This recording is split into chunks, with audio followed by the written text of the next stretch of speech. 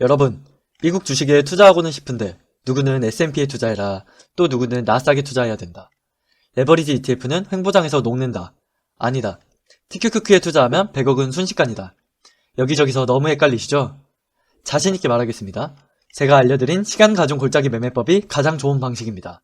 그대로 투자하시면 됩니다. 그럼 너가 어떻게 아느냐고 물으시겠죠? 그래서 오늘은 시간가중 골짜기 매매법으로 과거에 투자했으면 어떤 결과가 나왔을지 보여드릴게요. 오늘도 여러분들의 고정관념을 깨는 놀라운 결과가 있으니 꼭 끝까지 봐주세요. 리만브라더스 최저점인 2009년 3월 9일에 묵돈 1억 6,500만원을 가지고 투자한다고 할게요. S&P 2배 레버리지 ETF에 매월 1일에 100만원씩 적립식으로 투자했을 경우 328%, S&P 3배 ETF에 투자했을 경우 434%의 수익을 거두네요. 나스닥 2배 레버리지인 QLD에 투자했으면 444%, 나스닥 3배 레버리지인 TQQQ에 투자했으면 604%의 수익을 거둡니다. 이제 제가 개발한 시간가중 골짜기 매매법, 줄여서 시골법의 결과를 볼게요. 13.85%의 연도별 시간가중, 골짜기 기준 30%로 매매했습니다.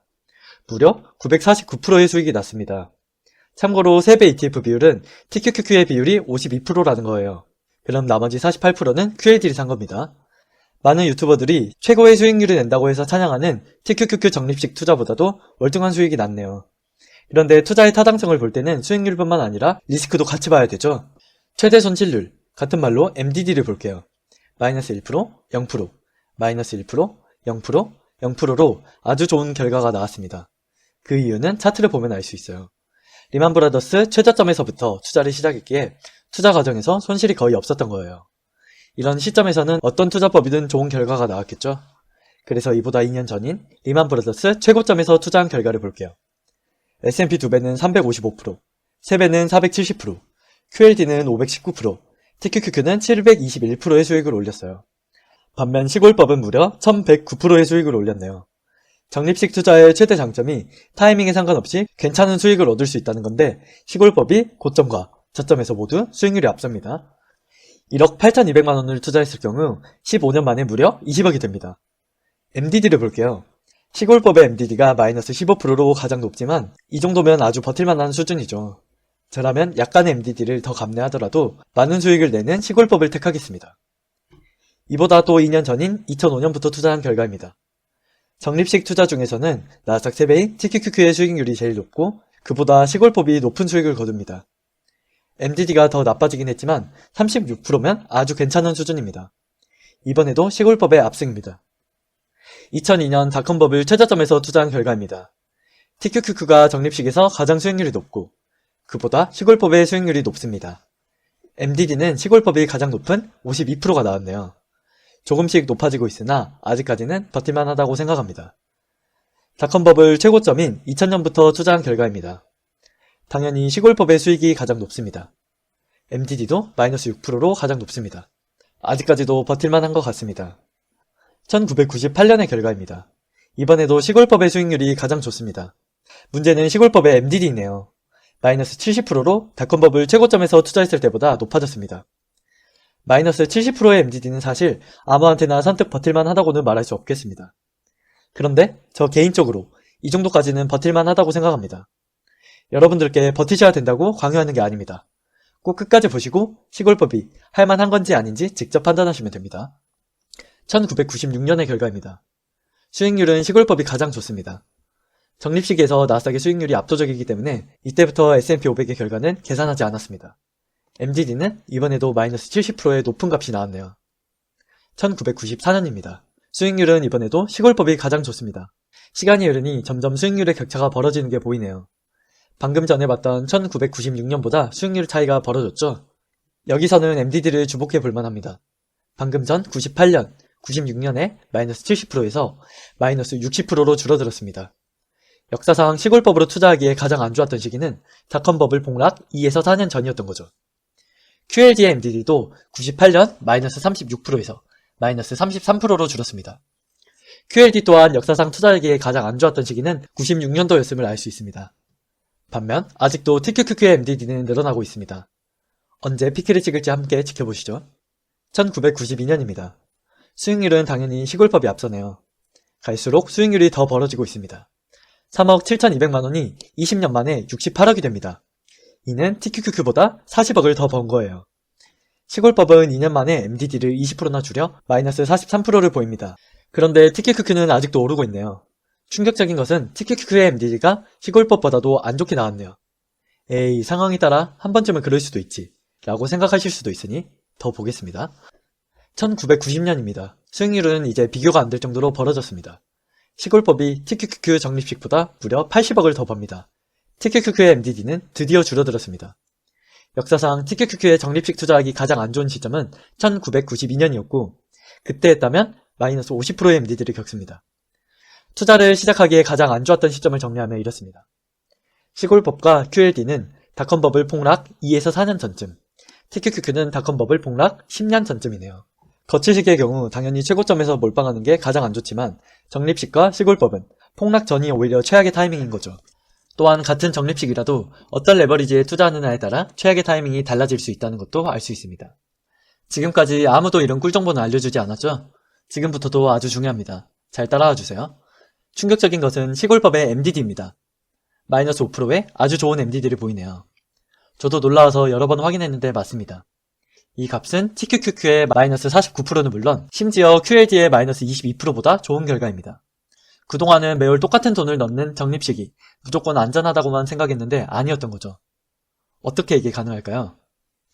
시골법은 시간 가중하여 돈의 분배를 최적화시킵니다. 이번 달에 넣을 돈이 다음 달에 넣을 돈보다 1.086% 많게 돈을 분배하는 거죠. 그렇게 매월 들어가는 돈을 그래프로 나타내면 이렇습니다. 거기다 분배된 돈을 가지고 상황에 맞는 최적의 상품을 삽니다. 주가가 낮아 상승 여력이 많은 골짜기에서는 TQQQ를, 주가가 상대적으로 높아 상승 여력이 적을 때는 QLD를 매수합니다.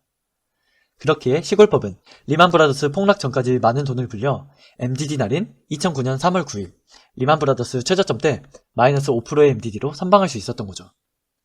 반면 매월 똑같은 돈으로 QLD나 TQQQ 하나의 상품만 사는 QLD 적립식이나 TQQQ 적립식은 비효율적이므로 리만브라더스 폭락 전까지 많은 돈을 불려놓지 못해 오히려 리만브라더스 때 안 좋은 MDD를 보이는 거예요.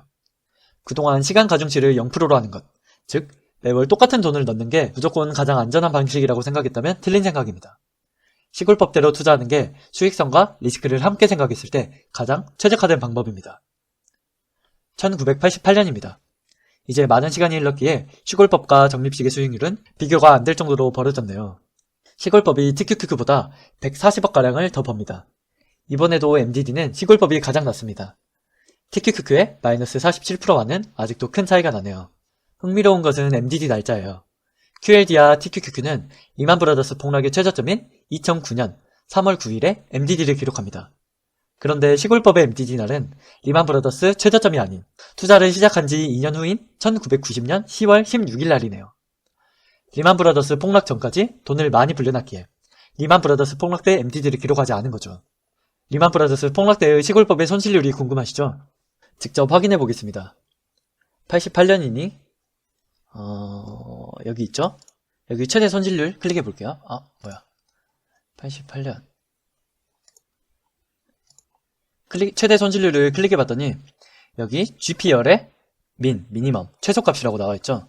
그러면 2009년 3월 9일에 GP 값을 찾으면 그것이 리만브라더스 때의 최저점 때의 손실률입니다. 2009년 3월 9일 쭉 찾으면 3월 9일 이날이죠. 이날이 리만브라더스 폭락 때의 최저점입니다. GP 값이 쭉 보시면 GP 여기 나오죠. 0.351 여기 있습니다. 이날 시골법은 마이너스가 아닌 오히려 35.1%의 수익을 내고 있었다는 거죠. 그럼 MDD 날인 1990년 10월 16일은 무슨 날일까요? 찾아봤더니 이날은 전고점 대비 마이너스 33.1% 하락했던 최저점입니다. 이렇게 딱딱 떨어지는 결과가 나올 때마다 백테스트를 만든 저로서 희열을 느낍니다. 이제부터는 빠르게 볼게요. 86년, 84년, 82년의 결과입니다. 수익률 차이는 갈수록 벌어집니다. MDD는 여전히 시골법이 TQQQ보다 많이 좋습니다. 80년, 78년, 76년의 결과입니다.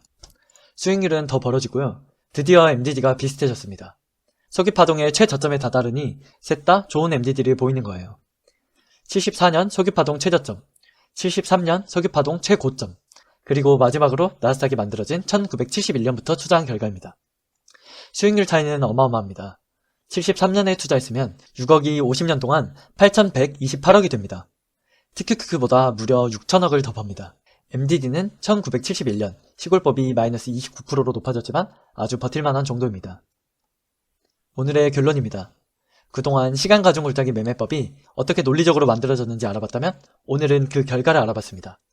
수익률은 단 한 번도 일정을 놓친 적이 없었고 닷컴버블이라는 최악의 폭락을 정통으로 맞는 1996년부터 1998년에 투자해도 마이너스 70%의 버틸만한 MDD를 기록했습니다. 적립식은 수익률을 과도하게 희생하면서 안정성을 높인 비효율적인 방식입니다. 또한 적립식이 무조건 가장 안전한 투자 방식도 아니었습니다. 시골법은 단언컨대 최고의 투자법입니다. 시골법은 하이 리스크 하이 리턴이 아닌 베스트 리턴 앤 리스크입니다. 다음에는 더 좋은 내용으로 찾아뵙겠습니다. 오늘도 긴 영상 보시느라 수고하셨습니다.